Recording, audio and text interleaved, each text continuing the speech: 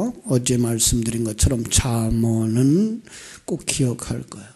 성경은 모든 성경이 그렇지만 하나님의 일하심, 하나님의 존재에 대하여서 그리고 성자 하나님의 십자가의 죽음과 성령의 역사, 옛사람을 벗고 새사람을 완성하는 그러한 거듭난 자의 삶, 그런 것을 담고 있다 하는 거.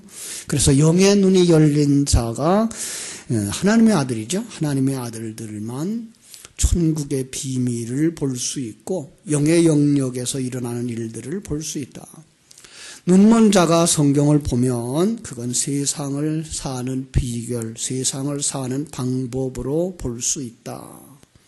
기억하시기 바랍니다. 그래서 우리가 그냥 글자 그대로가 아니라 조금 더 깊이 있는 속에 담겨진 진리를 찾아내야 되는 거죠.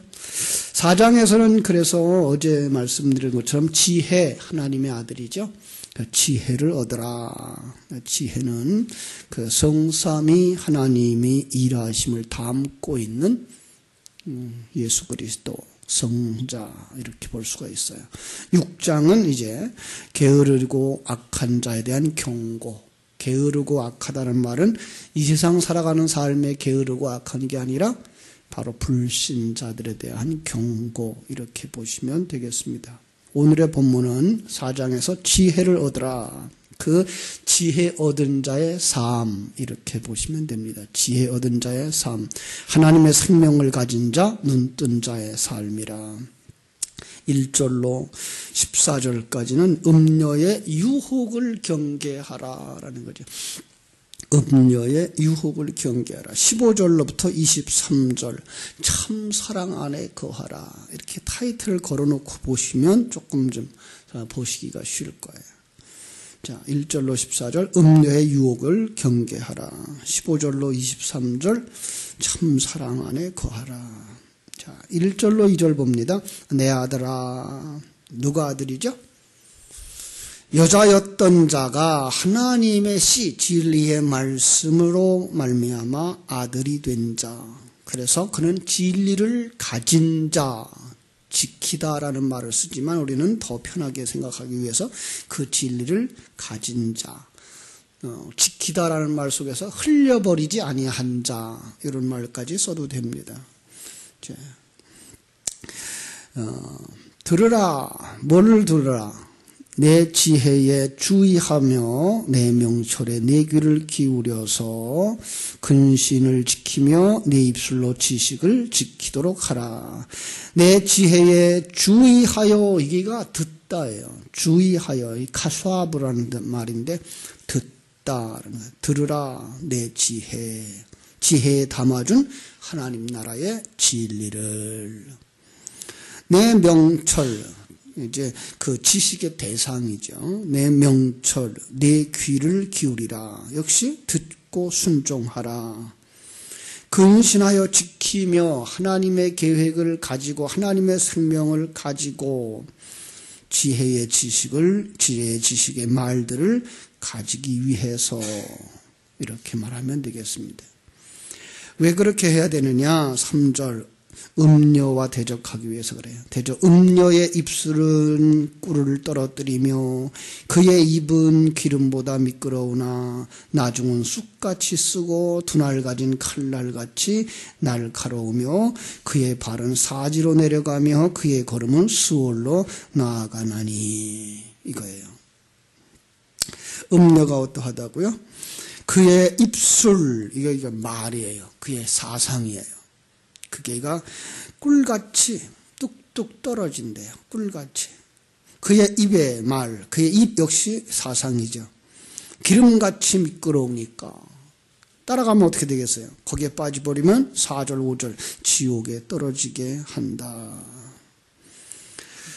자, 거기에 빠지면 6절, 그는 생명의 평탄한 길을 찾지 못하면, 누가? 그라는 말은 음녀겠죠. 그죠? 음녀는 생명의 평탄한 길을 찾지 못하며 자기 길이 든든하지 못하여도 그것을 깨닫지 못하느니라.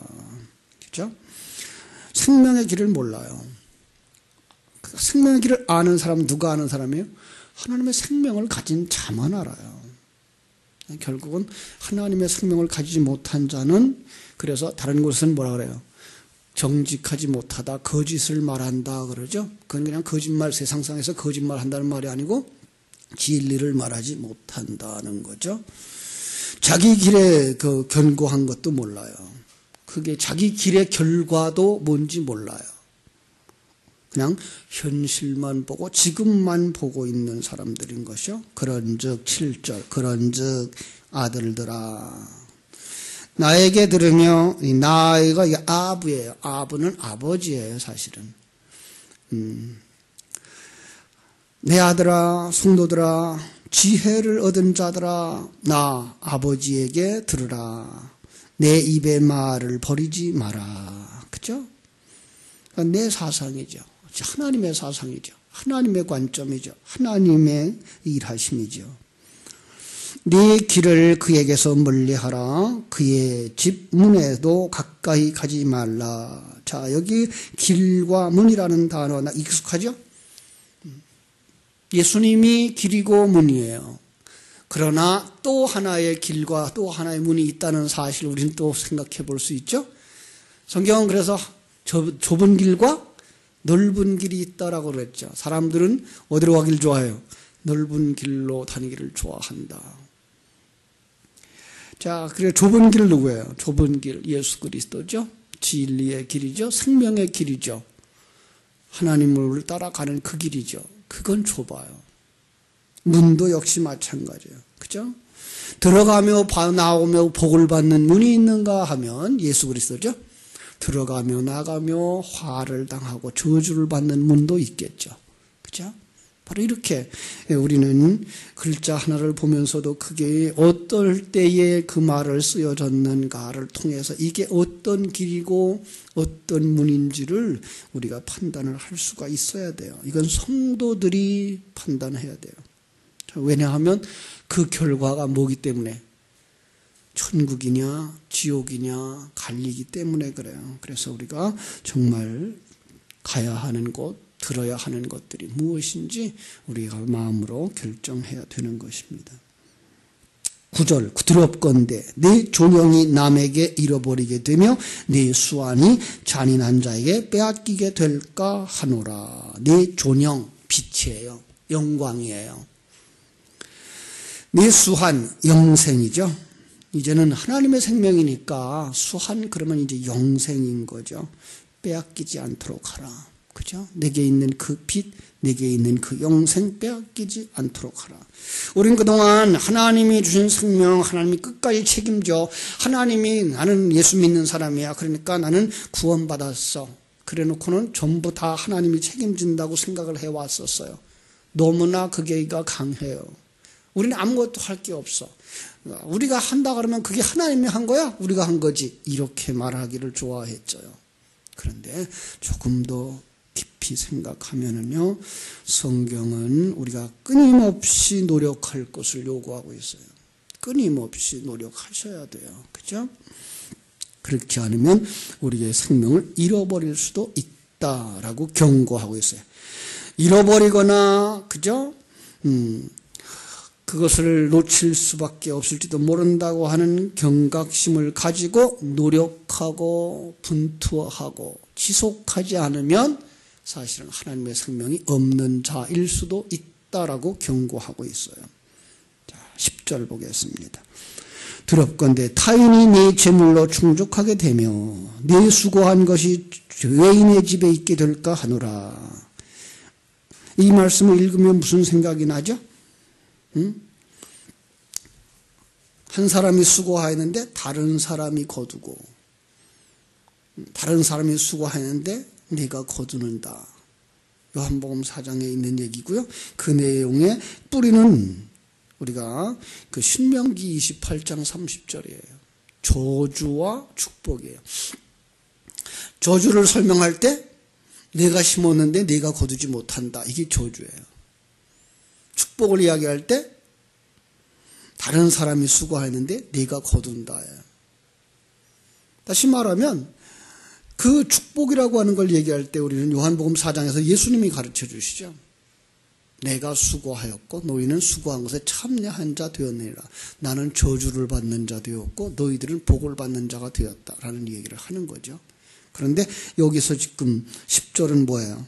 타인이 네 재물을 충족하게 되며 네 수고한 것이 외인에 집게 될까 하노라. 뭐야? 저주를 받을까 걱정이구나. 그죠? 11절로 이제 14절 그 마지막을 염두에 두고서 이렇게 말씀하는 거예요. 11절 두렵건대 마지막에 이르러 인생의 마지막 하나님 앞에 서는 그날 그렇죠?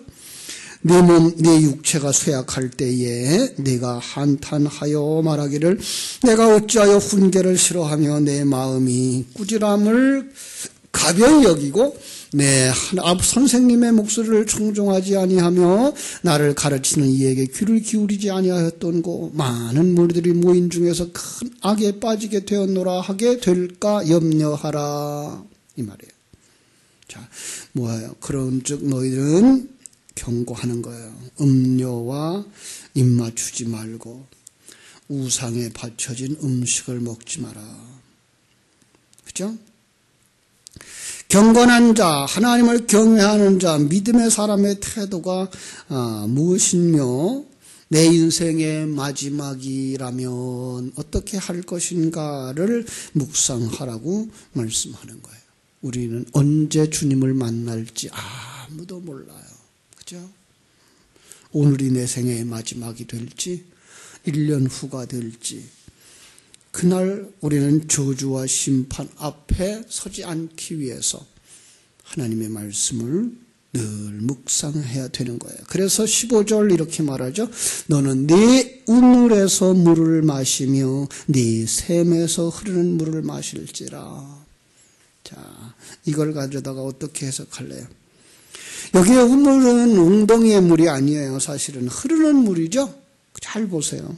네 우물에서 물을 마시며 네 샘에서 흐르는 물을 마시라. 그러니까 그 우물 그러면 구덩이를 깊이 파서 거기서 두레박으로 물을 길어 먹어봤던 사람들은 우물 그러면 이제 깊은 구덩이를 생각하겠죠. 그러나 저 같은 경우는 이렇게 흐르는 우물을 가지고 있었어요. 집 앞에. 그래서 겨울에도 따뜻하고 여름엔 얼마나 찬지. 항상 물 온도는 그냥 4도밖에 안 되니까 그런 좋은 물이었어요. 거기는 항상 흐르는 물이죠. 고여있는 물이 아니에요. 바로 생수의 근원인 거죠. 바로 여기서 말하고 있는 게 그거예요. 네 우물은 생수의 근원이에요.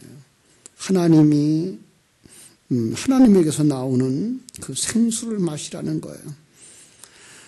지난 금요일 날 우리가 말씀을 나눴던 에레미야서 2장 13절에 생수의 근원. 너희들이 생수의 근원을 버렸다고 책망을 했었죠. 하나님이요. 그거 버리지 말라예요. 너는 네 우물에서 물을 마시며 네 샘에서 흐르는 물을 마실지라. 하나님의 말씀, 그 진리를 따라 살라라는 거죠. 이제 이런 생각을 할 수 있어요. 에스겔서 17장 독수리와 포도나무 두 이유를 생각해 볼까요? A라고 하는 독수리가 포도나무를 심었어요. 그런데 포도나무가 이제 뿌리가 나고 싹이 나자 그 옆에 B라고 하는 독수리가 어슬렁거리고 지나다니는 거야. 그랬더니 이 독수리가, 그 포도나무가 B에게, 나중 나타난 독수리에게 뿌리를 뻗치고 가지를 뻗쳐요. 그러면 독수리가 가만두겠느냐라고 얘기를 하는 거예요. 여기 A라고 하는 독수리는 이제 그의 생명의 주인이며 그의 신랑 되는 하나님을 상징하는 것이고, B라고 하는 것은 우상이고 세상이고, 오늘 여기서 말하면 바로 음료를 상징하고 있는 거죠.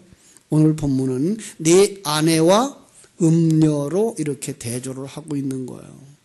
그러니까 마땅히 우리가 의지해야 할 하나님과 우상을 이렇게 이제 분별하면서 그걸 여기서는 지금 여자로 표현하고 있어서 사람들이 오해를 하고 있는 거죠. 사람들은 이걸 갖다가 뭐라 그래요? 이 8절 가지고 설명을 하려고 그래요. 8절. 내 셈으로 복되게 하라. 네가 젊어서 취한 아내를 즐거워하라. 이 말을 가지고 이건 젊은 사람들에게 부부 생활을 잘 하라고 하는 얘기다라고 가르치고 있는데 아니 그 얘기가 아니에요. 지금 말한 것처럼 네 아내와 그 다음에 음녀를 대조하면서 내 셈, 그죠? 네게 생수를 공급하는 자, 그를 떠나지 마라 라고 말하는 거예요. 그래서 18절에서 네 셈을 복되게 하라. 이 셈, 마르코예요. 근데, 마코르예요. 이 무슨 뜻인가 하면 피의 근원인, 생명의 근원의 뜻이 있어요. 이 셈이라는 말이 우리가 알고 있는 그냥 세상에 물이 흐르는 그 셈이 아니고 성경 속에서 말하고 있는 이 셈은 생명의 근원, 그죠? 하나님이라는 거죠. 그것을 젊어서 취한 아내라고 비유하고 있는 거예요. 처음 사랑에다 비유하고 있는 거죠. 그래서 에베소 교회를 향하여 책망하는 요한계시록 2장에 가면 내가 처음 사랑을 버렸노라라고 하는 말을 할 수 있었던 거죠. 그죠?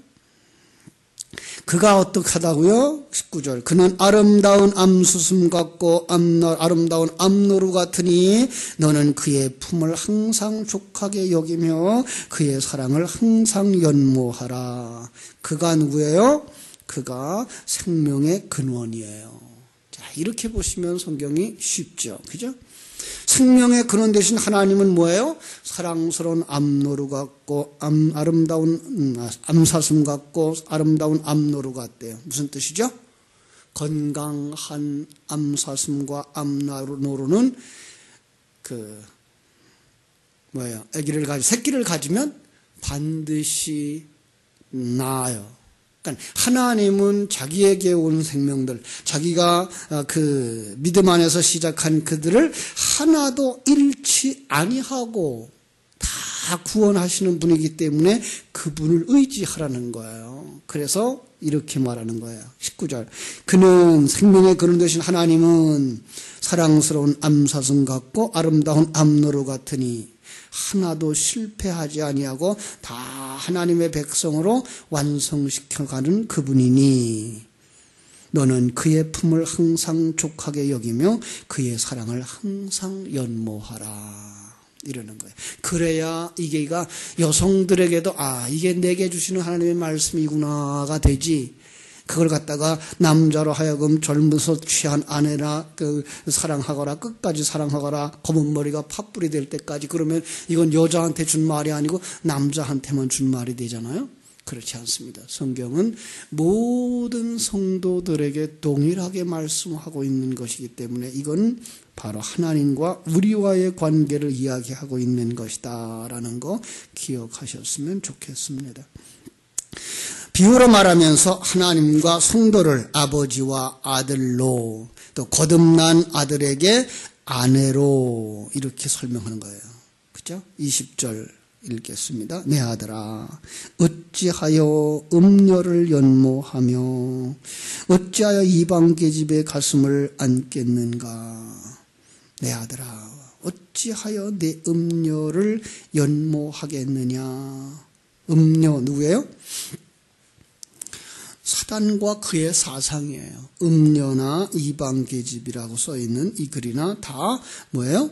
사단과 그의 사상에 젖어 있는 세상, 우리 속에 있는 육적인 욕망, 이것들을 이야기하는 거예요. 거기에 의지하지 마라. 그걸 연모할 수 있겠느냐. 대저 사람의 길은 여호와의 눈앞에 있나니. 이제 결론 부분이죠. 대저 사람의 길은 여호와의 눈앞에 있나니. 여기 첫 단어가 여호와의 눈앞에 있기 때문에 우리는 모든 사람은 누구 앞에 있어요? 하나님 앞에 있기 때문에 하나님이 지켜주시고 보호하시고 은혜 입혀주시는 그 가운데 있기 때문에 사람 이슈예요. 남자예요. 사람의 길이 그가 모든 길을 평탄하게 한다. 신중하게 고려해야 한다. 사람은 뭐 해야 돼요? 그의 가는 길을 평탄하게 하다가, 이게 파라스라는 단어인데 신중하게 하다, 고려하다예요. 신중해야 돼요. 자기가 가는 길이 어떤 길인지 신중해야 돼요. 그죠? 22절로 23절, 22절 보겠습니다. 악인은, 죄인은 자기의 악에 걸리며 자기의 죄에 걸리며, 그죠? 자기 죄의 줄에 매이느니라. 그것이 올무가 되어지고 그것이 심판의 근거가 되기 때문에 그렇습니다. 23절 첫 단어가 그는 죽는다, 죽은 자예요. 그는, 죽은 자는 훈계를 받지 아니함으로 말미암아 죽었고, 죽은 자예요. 바꿔 말하면 죽은 자는 훈계를 받지 아니하고 해요. 그걸 갖다가 미련한 자라고 말하는 것이죠. 혼미하게 되었다. 혼미하게 되었다. 길가예요. 길가로 간다예요. 여러분, 우리는 길로 가야지 길가로 가면 안 돼요. 마태복음 13장에 있는 씨 뿌리는 비유 중에 씨가를 뿌렸는데 어디에 뿌렸어요? 어떤 씨는 길가에 뿌렸고, 그럴 때 그 길가가 길 같은데 길이 아닌 곳이에요. 길이 누구예요? 예수 그리스도. 그럼 우리가 알고 있는 그냥 이거 씨를 뿌렸는데 저 마른 땅 길 가운데로 떨어지고 길 가상살이 떨어지고 이렇게 되어 있는 게 아니고, 이거는 예수 그리스도라고 하는 길이고, 그 길 곁은 예수 그리스도 겉으나 예수 그리스도가 아닌 곳이 바로 길가예요. 그게가 혼미하게 되었다라는 단어 속에 들어가 있는 거예요. 그럼 어떻게 돼요? 그는 망하는 거예요.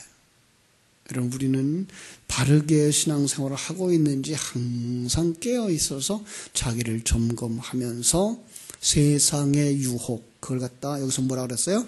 음료, 이방 계집, 그것을 좋아하거나 그에게 눈을 돌려서는 안 된다라고 하시는 하나님의 음성을 듣고 오늘도 깨어서 주님을 찾는 여러분 되시기를 주님의 이름으로 축원합니다.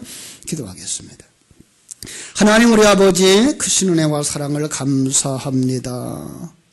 지혜를 얻은 자의 삶을 가르쳐 주시면서 음녀의 유혹을 경계하라고 말씀하셨고, 참사랑, 참사랑, 참진리, 하나님을 아는 그 지식을 가지고 영원히 가거라라고 말씀하신 이 귀한 말씀을 교훈으로 삼아 오늘도 우리의 삶을 살아갈 때 주님과 함께하는 삶, 주님의 은혜를 누리는 삶, 그리고 주님이 나와 함께 하셔서 나를 만들어 가시고 있기 때문에 모든 것을 합력하여 선을 이루시는 이 확실함을 깨달아는 하루를 살게 하여 주시옵소서. 주께서 우리 교회를 사랑해 주시고 마지막 때에 일어나 빛을 발하는 등대가 되게 하여 주시옵소서. 어둠의 영들이 방해하지 못하도록 지키시고 보호하시고 은혜 입혀 주시옵소서. 예수님의 이름으로 기도하옵나이다. 아멘.